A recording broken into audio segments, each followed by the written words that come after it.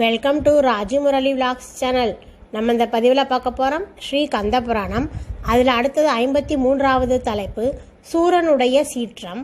அதை பற்றி சொல்ல போகிறேன். இதுக்கு முன்னாடி 52 பதிவுகள் போட்டிருக்கேன். பார்க்காதவங்க நம்ம பிளேலிஸ்ட்டில் முதலேருந்து பாருங்கள். கதை புரியும். மற்ற பதிவுகளையும் பாருங்கள். மற்றவங்களுக்கு ஷேர் பண்ணுங்கள். 53 சூரனுடைய சீற்றம். யுத்த களத்தின் ஒரு பகுதியில் ரதத்தில் அமர்ந்தவாறு போரை கவனித்து கொண்டிருந்தான் சூரபத்மன். குமாரர்கள் இருவரும் கொல்லப்பட்டதையும் அசுர வீரர்கள் சிதறுண்டு ஓடுவதையும் கண்டு அவன் தாங்க முடியாத சினம் கொண்டான். வில்லை வளைத்து நாணை சுண்டிவிட்டான். அந்த சப்தம் யுத்த களத்தையே கிடுகிடுக்கச் செய்தது. ரதத்தை முன்னணிக்கு ஓட்டிச் செல்லுமாறு சாரதியிடம் தெரிவித்தான். கோபத்தால் முகம் சிவக்க உதயசூரியனைப் போல யுத்த களத்திலே வந்து நிற்கும் சூரனை கண்டதும் தேவர்கள் நடுநடுங்கி போனார்கள். அவனுடைய கோப ஆவேசத்தில் இருந்து எவ்வாறு தப்பி பிழைப்பது என்பதை யோசித்தார்களே தவிர அவனை எதிர்க்க தேவர்கள் துணியவில்லை. வீரபாகு தேவர் பூத படைகளை நோக்கி தாக்குமாறு சமிக்ஞை செய்தார். படைத்தலைவர்கள் 108 பேரும் ஏக காலத்தில் படைகளுடன் சூரன் மீது பாய்ந்தனர். நாலா பக்கங்களில் இருந்தும் பாணங்கள் வந்து தாக்கிய போது சூரன் கொஞ்சமும் தளர்ச்சியுறவில்லை. பம்பரம் போல சுழன்று அந்த பாணங்களை முறியடித்தான். பூத சேனைகள் மலை சிகரங்களையும் பாறைகளையும் பெயர்த்து வந்து அவன் மீது எறிந்தனர். சூரனோ அனாயசமாக அவற்றை பாணங்களால் பொடி செய்தான். அது மட்டுமல்ல, அதே சமயம் பல வகையான பாணங்களை எய்து பூத சேனையை கலங்கச் செய்தான். சூரன் மீது எறிவதற்காக வேல் கம்புகளையோ ஈட்டிகளையோ அவர்கள் எடுப்பதற்கு முன்பே அவனுடைய பாணங்கள் அவர்களை தாக்கின. பூதப்படை தலைவர்கள் கை சோர்ந்து போகவே அவர்களுக்கு உதவியாக வீரபாகுவின் 1,00,000 வீரர்களும் வந்தனர். அவர்களையும் விரைவிலேயே பின்வாங்கச் செய்தான் சூரபத்மன். வீர மார்த்தாண்டர் படைகளை விலக்கிக் கொண்டு வந்து சூரனை எதிர்த்தார். அவர் பிரயோகித்த பாணங்கள் ஒன்றாவது சூரபத்மனை நெருங்கவில்லை. வழியிலேயே அவனுடைய அஸ்திரங்களால் அழிவை அடைந்தன. சூரபத்மன் கூரிய பாணங்களால் அவருடைய மார்பை பிளந்தான். நெடிய மரம் வெட்டுண்டு வீழ்வது போல வீர மார்த்தாண்டர் மயங்கி விழுந்தார். உடனே பக்கத்தில் இருந்த வீர ராட்சதர் பாய்ந்து வந்து சூரனை போருக்கு அழைத்தார். சூரபத்மன் அலட்சியமாக அவரை பார்த்தவாறு பாணங்களை பிரயோகித்தான். வீர ராட்சதர் 1000 பாணங்களை செலுத்தி சூரனை மறைக்க முயன்றார். அவர் முயற்சி பலிதமாகவில்லை.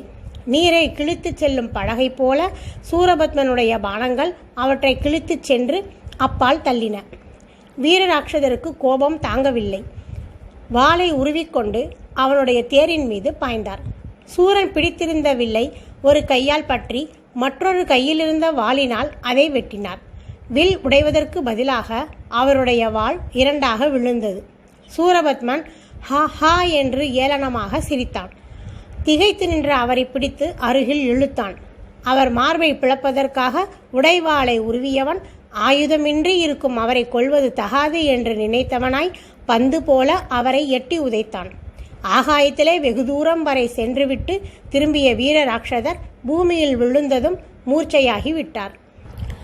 சூரபத்மனுடைய செயலை கவனித்துக் கொண்டிருந்த வீர மகேந்திரர் பழிக்கு பழி வாங்குவதாக கூறி அவனை எதிர்த்தார். தேரை 4 பக்கங்களிலும் செலுத்தி சூரபத்மனை வளைத்து பல வகை பாணங்களால் அடித்தார். அவனும் அவ்வாறே சுழன்று அவருடைய தாக்குதல்களை தடுத்து முறியடித்தான். சிறிது நேரம் இருவரும் பயங்கரமாக போரிட்டனர். சூரனுடைய தேரின் மீது பாய்ந்து அவனை தாக்க முயன்றார் வீரமகேந்திரர். ஆனால் அவரால் நெருங்க முடியவில்லை.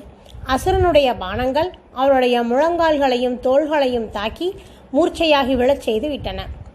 வீரதீரன் ரதத்துடன் பாய்ந்து வந்தபோது அவருடைய ரதத்தை தடுத்து பாணங்களால் மயங்கி விழச் செய்தான் சூரன்.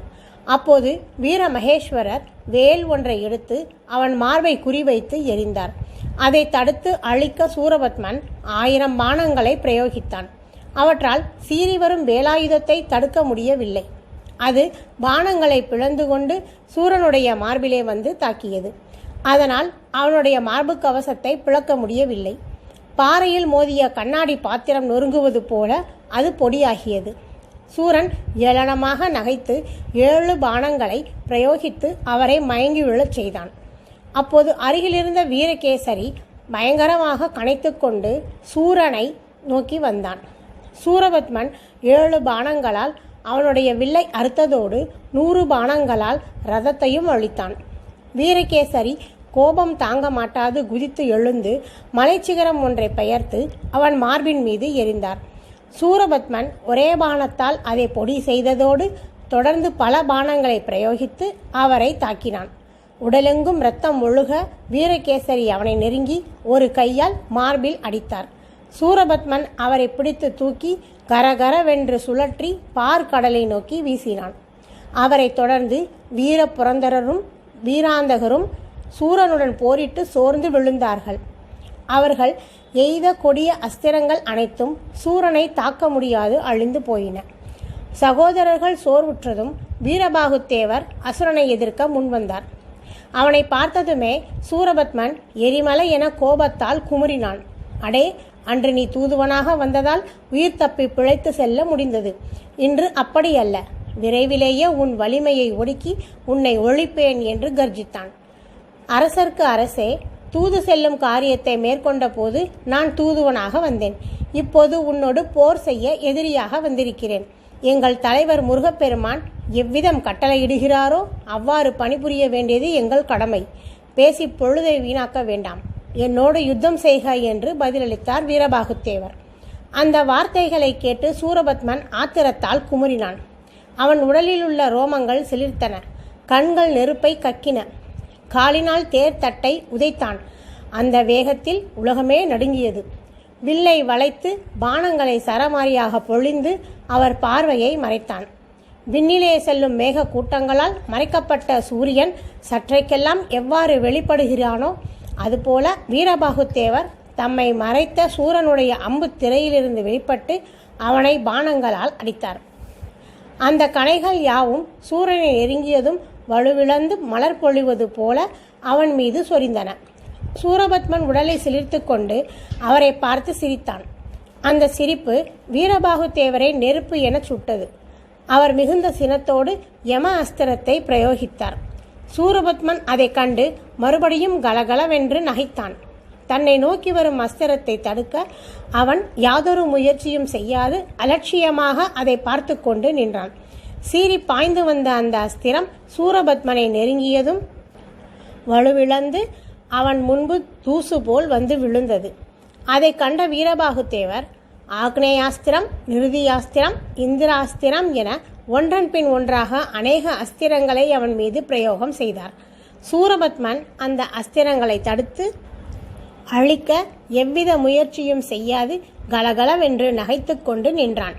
அந்த அஸ்திரங்களும் அவனை ஒன்றும் செய்யவில்லை. அவனை நெருங்கும் முன்னரே அவை வலிமை இழந்து விட்டன. மீறி அவன் உடலிலே வந்து தாக்கினாலும் பூவினால் தாக்குண்டது போன்ற உணர்வையே தோற்றுவித்தன. வீரபாகுத்தேவர் சூரனுடைய வலிமையை கண்டு பெரிதும் வியப்படைந்தார். பயங்கர அஸ்திரங்களாலும் அவனை ஒன்றும் செய்ய முடியாதிருப்பதை பார்த்து அவன் பெற்ற வரங்களின் மகிமையை உணர்ந்தார். அவரால் பிரயோகம் செய்யப்பட்ட பிரம்மாஸ்திரமும் நாராயண அஸ்திரமும் கூட அவன் உடல் மீது மோதி விழுந்தன. அண்டம் அதிர சூரபத்மன் சிரித்தான். அடே, இப்போதாவது என் பராக்கிரமத்தை உணர்ந்தாயா? இத்தகைய அஸ்திரங்களை எல்லாம் நீயும் உன் கூட்டத்தினரும் நம்பிக்கொண்டிருக்கின்றீர்களோ அவை அனைத்துமே எனக்கு தூசுக்கு சமானம். பிரம்மாதி தேவர்களாலும் விஷ்ணுவாலும் என்னை ஒன்றும் செய்ய முடியாதிருக்கும் போது நீ என்ன செய்து விடுவாய்? உயிர் பிழைக்க எண்ணமிருந்தால் இப்போதே ஓடிவிடு என்றான். வீரபாகுத்தேவர் சூரனுடைய வார்த்தைகளால் மனம் கொதிப்படைந்தவராய் சிவாஸ்திரத்தை தியானம் செய்து அவன் மீது பிரயோகம் செய்தார். அதன் உக்கிரத்தை கண்டு அண்ட சராசரங்களும் நடுங்கின. சூரபத்மன் இறைவனை மனத்திலே தியானித்து வணங்கி தான் வைத்திருந்த சிவாஸ்திரத்தை பிரயோகம் செய்தான். இரு அஸ்திரங்களும் விண்ணிலே ஒன்றை ஒன்று தாக்கிக் கொண்டன. வெகுநேரம் ஒன்றை மற்றொன்று அழிக்க முயன்று முடியாது முடிவில் இரண்டும் தம்மை விடுவித்தவர்களிடமே திரும்பிச் சென்றன. எந்திய அஸ்திரமும் பயனற்று போனது கண்டு வீரபாகுத்தேவர் மனம் வருந்தியவராய் ஆறுமுகப் பெருமானை தியானித்து வேல் ஒன்றை அசுரன் மீது எறிந்தார். அது அசுரன் மார்பிலே தாக்கி இரண்டாக ஒடிந்து விழுந்தது. வீரபாகுத்தேவர் தண்டத்தை பிரயோகித்தார். சூரன் அதை தடுக்க தன்னிடமிருந்த தண்டத்தை எறிந்தான்.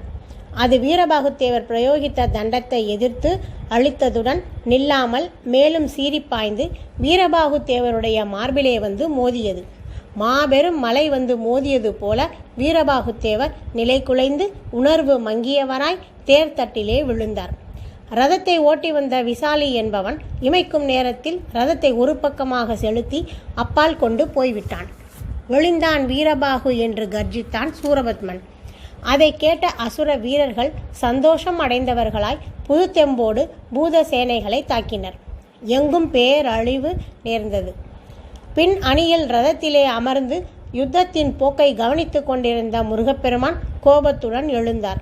சாரதியை பார்த்து, ரதத்தை சூரன் முன்பு கொண்டு போய் நிறுத்து, அவன் அட்டகாசத்தை இப்போதே ஒடுக்குவேன் என்றார்.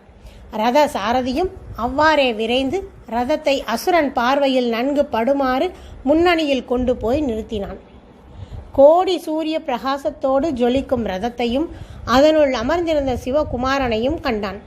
சூரபத்மன் மலர்ந்த செந்தாமரையை போன்று 6 முகங்களும் 12 கண்களும் குண்டலங்கள் அசையும் செவிகளும் அழகிய பொற் கிரீடமும் மணி மாலைகள் அலங்கரிக்கும் மார்பும் ஆயுதங்கள் ஏந்திய 12 கரங்களும் தண்டையும் சிலம்பும் ஒலிக்கும் திருவடிகளும் விளங்க ரதத்திலே எழுந்தருளியிருந்த இறைவன் திருக்குமாரனை நன்கு கண்டான். ஓஹோ, இவன்தான் நம்மை கொல்ல வந்த சிவகுமாரனோ என்று எண்ணினான்.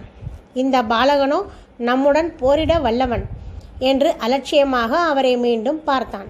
அந்த பார்வையில் ஏளனமும் பரிவுமே நிறைந்து இருந்தன. அதை கண்ட பெருமான் மெல்ல புன்னகை செய்தார். இந்திராதி தேவர்கள் தன்னை கண்டபோதே நடுங்குகையில் அந்த சிறுவன் புன்னகை செய்தது சூரபத்மனுடைய உள்ளத்தில் கோபத்தை தோற்றுவித்தது. உடனே மேனியை சிலிர்த்து கொண்டு நகைத்தான்.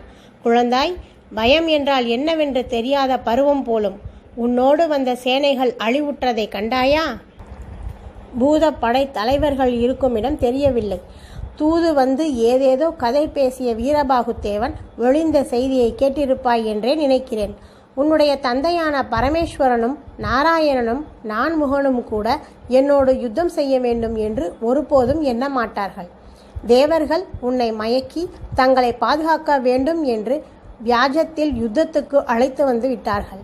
அவர்கள் பேச்சை கேட்டு அழிவை அடையாதே. கிரௌஞ்சமும் தாரகனும் அழிவை பெற்றார்கள் என்றால் அதுபோல என்னையும் நினைத்து விடாதே. திரும்பி போய்விடு என்றான். கூர் வடிவேலன் சூரபத்மனுடைய முகத்தை கூர்ந்து பார்த்து மெல்ல சிரித்தார். சூரபத்மா, உன் வார்த்தையில் பொதிந்துள்ள மமதையை நீ அறியவில்லை. என் தந்தையின் அருளுக்கு பாத்திரமாகி எண்ணற்ற வரங்களை பெற்றிருக்கிறாய். இந்திரன் முதலான தேவர்களாலும் வெற்றி காண முடியாத பெரு வாழ்வை அடைந்திருக்கின்றாய். அளவற்ற செல்வங்கள் உன்னிடம் குவிந்து கிடக்கின்றன. 1008 அண்டங்களிலும் உன் ஆட்சி நடைபெறுகின்றது. அவ்விதமிருக்க இந்த பாலகனா வெற்றி கொள்வான் என்று ஆணவத்தோடு பேசுகிறாய். எந்த சமயத்தில் நீ அகந்தையோடு உன் பராக்கிரமத்தை பற்றி பேசத் தொடங்கினாயோ அப்போதே அதற்கு நாசம் தொடங்கிவிட்டது என்று தெரியவில்லையா? யுத்தம் என்று வந்துவிட்டால் எதிரியை அலட்சியமாக அறிவுடையோர் எண்ண மாட்டார்கள். சிறுவனாக இருந்தால் என்ன, புதியவனாக இருந்தால் என்ன, யார் எதிர்க்கிறார்களோ அவர்களோடு போரிடுவதுதான் முறை. வலிமையை என் வாக்கினால் கேட்பதை விட நேரில் பார்த்து தெரிந்து கொள் என்றார். சிறுவன் தன்னை அற்பமாக பேசுவதா என்று கொதித்து எழுந்தான் சூரபத்மன். வில்லை வளைத்து ஆயிரக்கணக்கான பானங்களை பிரயோகித்தான். எம்பெருமான் அப்பானங்களை வானிலேயே தடுத்து அழித்தார். 14 அஸ்திரங்களை பிரயோகித்து அவனுடைய தோள்களை துளைக்க முயன்றார். அந்த பானங்கள் அசுரனுடைய உடலை தாக்கினாலும் ஊறு ஏதும் செய்யவில்லை.